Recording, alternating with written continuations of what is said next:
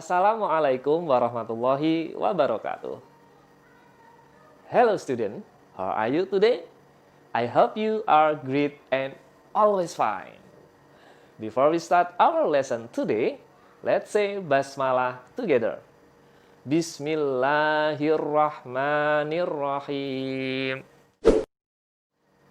Okay student, today we are going to learn about sikap peduli terhadap sesama dan makna serta hikmah ibadah sholat. Look at this picture. Apakah kamu pernah melihat orang yang memberikan uang kepada pengemis yang sedang meminta-minta? Atau apakah kamu pernah diminta oleh guru kelas ataupun dari sekolah untuk mengumpulkan uang untuk membantu orang yang sedang tertimpa musibah atau bencana? Orang yang mempunyai sikap peduli tidak hanya dicintai oleh sesama manusia, tetapi juga sangat dicintai Allah Subhanahu wa Ta'ala. Lalu, apa sih yang dimaksud dengan sikap peduli? Sikap peduli artinya sebuah sikap atau tindakan untuk ikut merasakan kondisi atau keadaan yang terjadi di sekitar. Sikap peduli bisa kita terapkan dalam kehidupan sehari-hari, baik itu di rumah, di sekolah, ataupun di masyarakat. Contoh misalnya, kita menerapkan sikap peduli di rumah, membantu orang tua membersihkan rumah.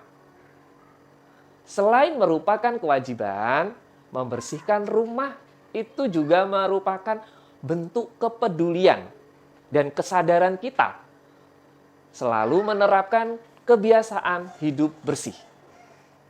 Coba kalian bayangkan, jika kita tidak peduli akan kebersihan rumah, kira-kira jadinya gimana ya? Contoh lain misalnya, ketika ada musibah atau bencana. Nah, ini berarti contoh di kehidupan masyarakat. Sebagai seorang muslim, sudah seharusnya kita peduli terhadap orang yang terkena musibah atau bencana. Tentu dengan memberikan bantuan. Tapi ingat, yang namanya bantuan itu tidak harus berupa barang. Tetapi bisa juga memberikan bantuan berupa tenaga ataupun pikiran. Menurut ajaran Islam, orang yang memberi itu lebih baik daripada orang yang menerima. Rasulullah Shallallahu Alaihi Wasallam bersabda, tangan yang di atas itu lebih baik daripada tangan yang di bawah.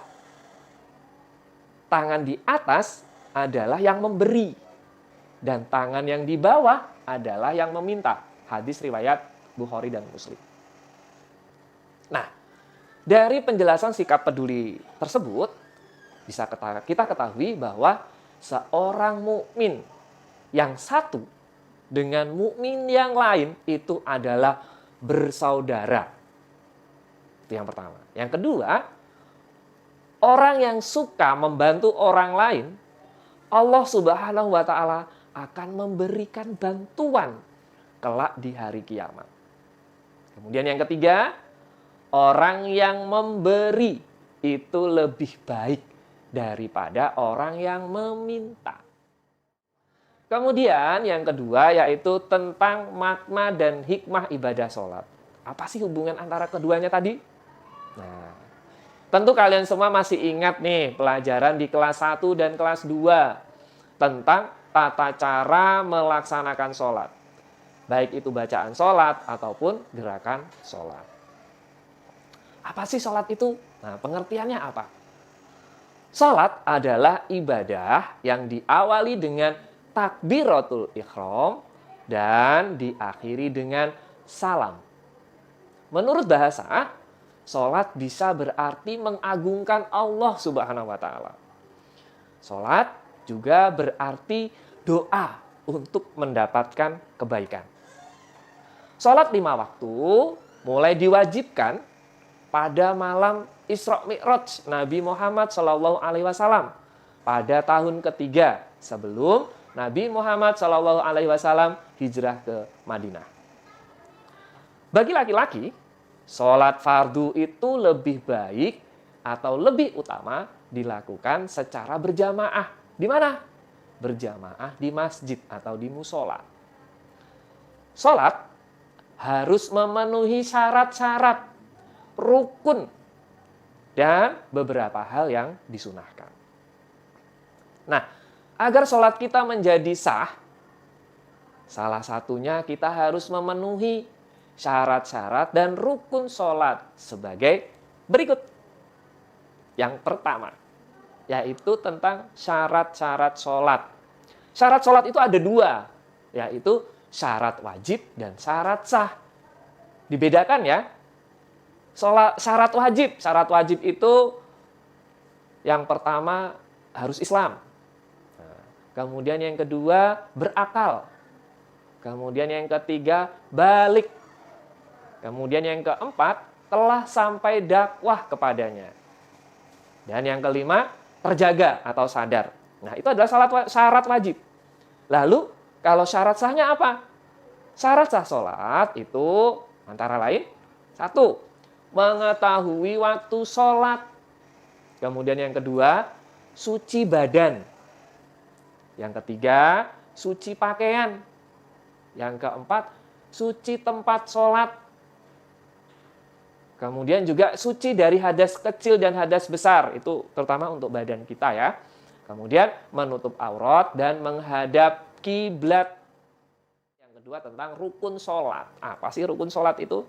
Rukun sholat itu adalah yang harus kita kerjakan pada saat kita melaksanakan sholat. Yang pertama, niat sholat. Nah, niat sholat ya. Kemudian yang kedua adalah berdiri bagi yang mampu. Lalu takbiratul ihram. Masih ingat ya gerakan takbiratul ihram? Mengangkat kedua tangan. Membaca surat Al-Fatihah. Ruku itu membungkukkan badan. Kemudian iktidal. Iktidal itu berarti bangun dari ruku. Sujud. Lalu yang ketujuh adalah duduk di antara dua sujud. Yang kedelapan, tasyahud akhir.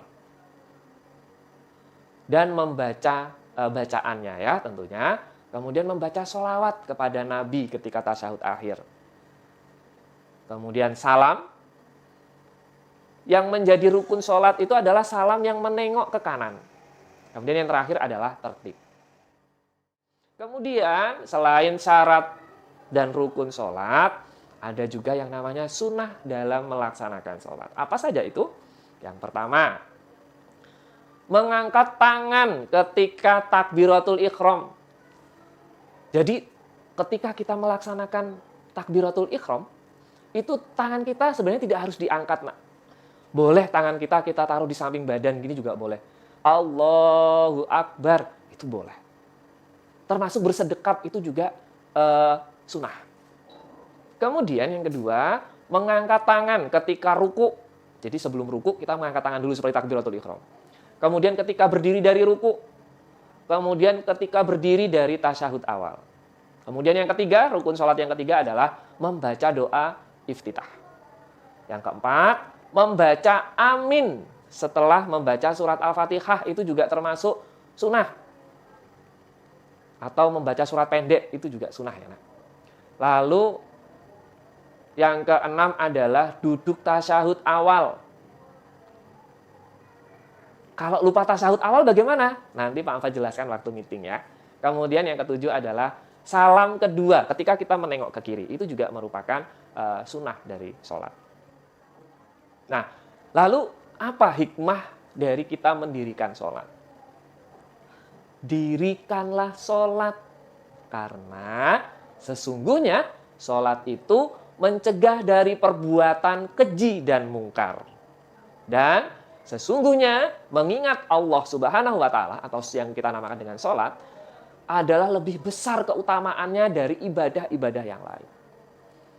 Lalu sholat mempunyai dampak yang sangat positif.